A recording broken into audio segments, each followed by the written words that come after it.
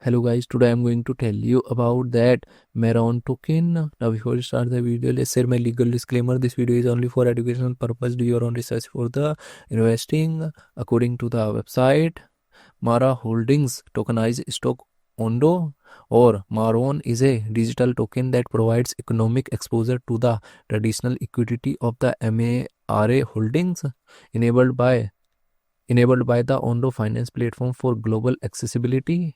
MARAon is the Ondo tokenized version of MARA Holdings, giving token holders economic exposure similar to holding MARA and reinvesting any dividends.